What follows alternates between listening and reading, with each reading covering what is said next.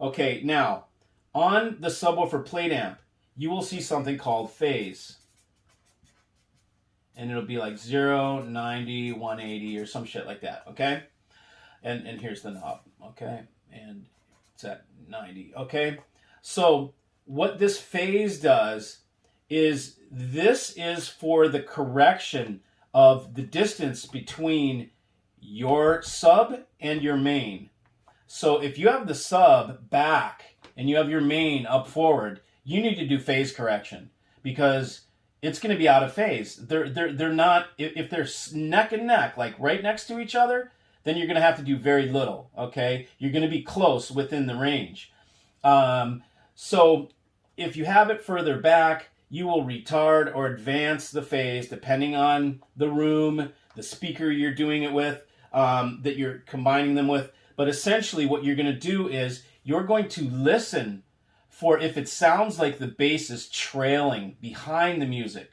So you got guitars going dun dun dun, but it sounds like a plodding bass following everything a little bit slow, Then you adjust your phase until the bass matches your highs and the bass guitar and everything in the bass is not trailing. It's like perfectly in sync with the rest of the music. That's how you know when you've got your phase correct for the subwoofer on the sub. Okay, it's gonna get your timing and your phase coherence right, so everything arrives at your ear at the same time.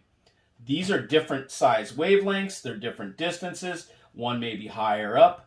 Another thing too, spike that sub. Maybe I'll do that. Spike that sub. So you want to put spikes on your sub. You do not want a subwoofer sitting on its little rubber feet, just sitting on your floor. That is not. You will be losing a lot of the vibration coming into these feet. These feet will be taking up vibration. It's just duller. Trust me, you'll get better focus on your bass if you put spikes on it. I also sell spikes on my sub-spikes on my website.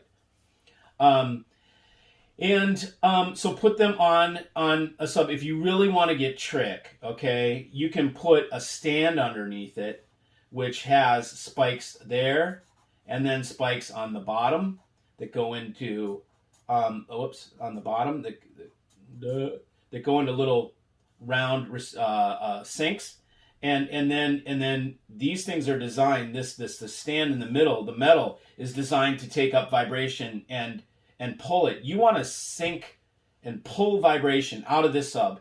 You don't want to put it on rubber.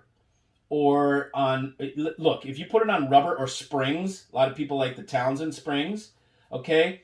They can also make things sound good, but a spring encased in rubber is not fast transfer.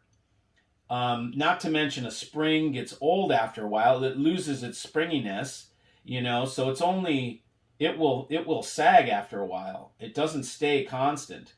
And then all of them better be matched or you're going to have different effects. So it's better, in my opinion, to use a brass cone. Don't use any other metals. Use brass. Stainless steel, aluminum, all that stuff, they look pretty. Brass has better resonant properties, so it's going to carry a vibration better and more tunefully and more tonally correct than a stainless steel or a ceramic or anything else that's stiff. Okay, brass is the ticket. Again, this is my opinion. This is why you come to OCD Hi-Fi Guy, for my opinion. So, spike the sub. You know how to now change these and get your ratio correct between the sub and the main. You definitely want an active crossover so you don't send the same frequencies to both of these, which you normally are doing. And then they tell you here, we'll cut out the highs here with our little adjustable POS crossover on there. First of all, it's a poor crossover. It's not doing a very good job like a real crossover will. And second of all, it is not doing anything to prevent the lows from going to the mains. All this does is adjust this, but it does nothing for your highs. So you're losing an uphill battle when you don't use an active crossover. Okay, again, audiophile subwoofer setup. not home theater dude subwoofer setup. Home theater, you can just throw the thing in there. You want boom crash. You want it to vibrate. You want it to rattle everything. You want it to, rattle the seat and do all that shit. In our world, you want that bass sounding tonally correct and in the room airspace, not in the furniture and the surrounding crap. Okay, so this is Audiophile Subwoofer Setup 101. How to do it correctly, how to adjust your phase, what the phase thing is there for, how to adjust the volume here and not put it up too high, and then you can play with the ratio of where the volume is here and how much gain you feed it from the signal end. So one's on the signal end, one's on the amplifier end. One, you're adjusting how hard the amplifier is amplifying things. The other one, you're on the front end, which is the gain. You're adjusting how hot the signal is, because this will respond to a higher voltage makes this louder, a lower voltage makes this quieter. So, and that's on the input. It has a different effect than when you're pushing it on the output and doing the volume up and down. One is called gain, one is called volume. You can mix, you want to mix the two, the gain and the volume, to get your best result. Now, to teach yourself all these settings, okay, what I do, and this is how I learned, is because you got a bunch of settings on your sub sometimes, and maybe you have a JL where you got that whole front damn thing with all these knobs, and you don't know what the hell they do. So just grab one and crank it, okay?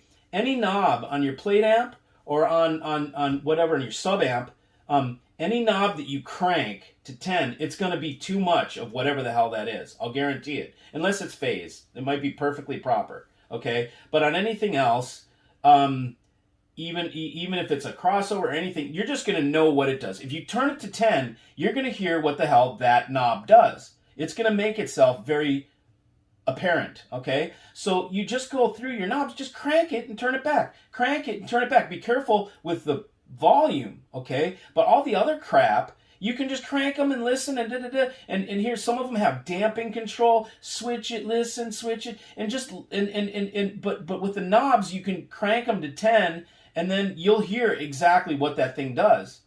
And then just back it off and get it to where it sounds good. So this takes a ton of patience. This is the fifth thing, is patience.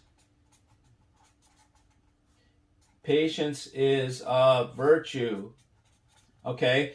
This usually works best if you've got two people. So one guy can sit in the listening position, the other person can be over at the sub adjusting crap, like phase or whatever, and then you can have them, you can be saying, oh yeah, more of that, no, back, and just a little bit back, okay, or whatever, and you're sitting listening. Now some subs, like the SVS subs, have a app on your phone where you can adjust it real time while you're sitting in the listening position. Super handy, okay? Then you don't need another person because you can do the adjustments and listen to them. Otherwise, if you've got one person, you're going to get up, make a small adjustment, come back, sit down. Listen, go back, make a small adjustment, come back, sit down. Listen, go back, make a small adjustment, come back and listen. You got to do that back and forth until you get it dialed. And even if you want to learn what crank it and then go back and sit and listen and go, what sounds jacked? Okay, whatever that is. Now that's what that knob does. So, and you can never be wrong with trying different settings. So what you want to do is you just realize this is going to take me several times. I'm not going to do it in one sitting because you rarely can do it in one sitting.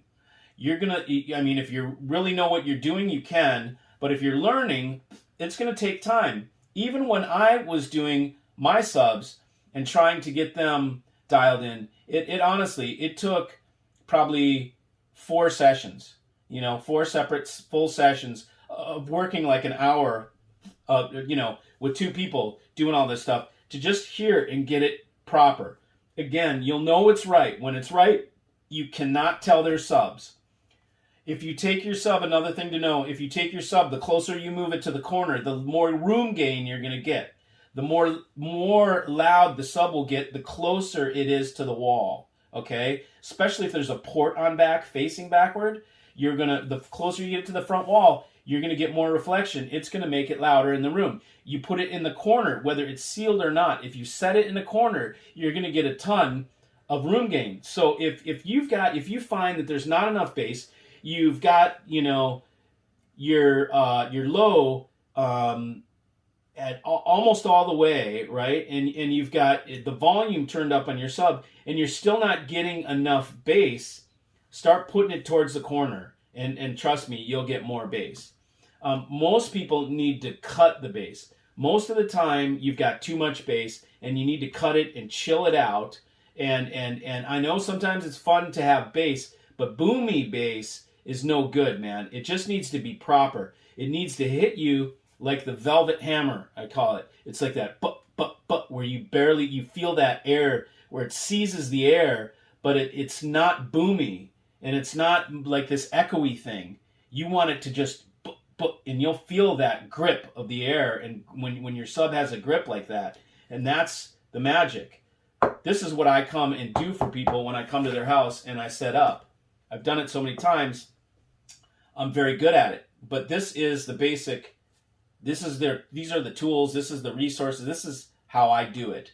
So it took me many years to do it and to learn it, much time, effort, money, and I'm giving it away to you guys for free right here on YouTube channel, and better yet at 11stereo.com.